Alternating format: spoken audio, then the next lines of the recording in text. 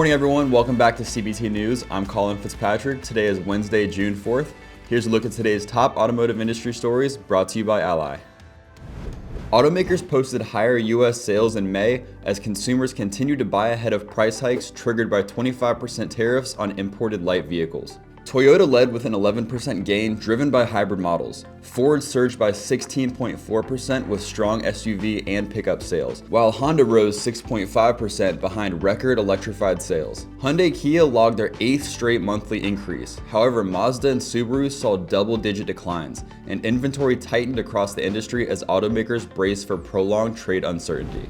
Volkswagen announced that roughly 20,000 employees will voluntarily exit the company by 2030 as part of its restructuring efforts across 6 German sites, including its Wolfsburg headquarters. The move is aimed at reducing production capacity and labor costs in response to declining demand in Europe and increasing competition from Chinese automakers. Nissan CEO Ivan Espinosa, speaking from Europe, said the automaker is committed to a major restructuring as it battles declining sales, rising competition, and new U.S. tariffs under President Trump. Since taking the role in April, Espinosa has led efforts to cut 11,000 jobs, shut down 7 plants, and scale back operations after years of overexpansion. He emphasized the company's new Re-Nissan plan, calling it a necessary and robust response to long-standing structural issues. Toyota's Collaborative Safety Research Center marked the completion of its 100th research project in partnership with the MIT Age Lab, highlighting more than a decade of joint efforts to improve traffic safety. At a media event in Michigan, the two organizations presented new findings on driver-pedestrian interactions. CSRC also announced 10 new safety research initiatives in partnership with universities across North America,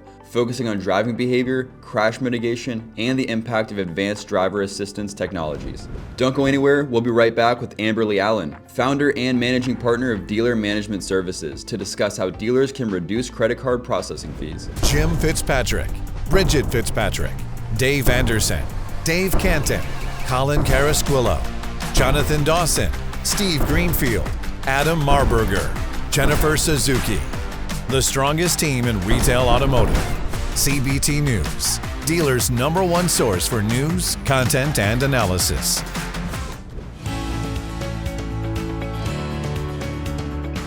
This is Driving Solutions, exclusively on CBTNews.com.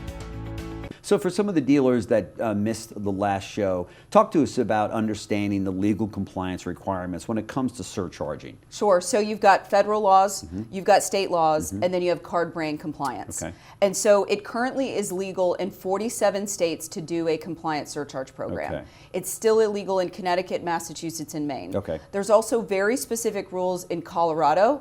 2% is the max that you can charge a surcharge in the state of Colorado. In the state of California, the CNCDA has advised that you do not charge a surcharge in finance. Okay. And New York has very specific rules as well. They want you to be very explicit in communicating both prices up front and often to the customers. So we have the technology to help our New York dealers on those things. And when you say in finance, you mean in F&I? That's correct. So if somebody comes in and wants to put $5,000 down on their credit card, that's... Well, not in California. And it's interesting because a lot of stores have said, well, I just started charging customers a flat 3.5% if they put $3,000 on their credit card. And so it's important, Jim, to note that 3% is the max that you can charge a surcharge anywhere. Anywhere, okay. And so that's the max. So if a dealer is doing anything more than 3%, that needs to change right away. And that can't be one of those things that a sales manager hits somebody at 5%, and the guy or the woman says okay, and you go, hey, I just made right. That's right. And to your point, there's compliance regulations. So a dealer cannot profit in any way from the additional surcharge. Okay. So 3% is the max. They cannot profit in any way from the surcharge. No. They have to have signage at the cashier and the entry point of the dealership. They also have to use a third-party processor, so a partner like us that can ensure that those first two things are happening. Right. So the audits, unfortunately, are coming, and we want to make sure dealers are doing it the right way. And be sure to watch this interview in its entirety right here at CBTNews.com. That wraps up our show for today, but join us again tomorrow morning right here at CBTNews.com. And remember, it's easy to stay up to date with the most recent news and trends influencing the retail automotive industry. All you have to do is follow us. We're on TikTok, LinkedIn, Facebook, and X.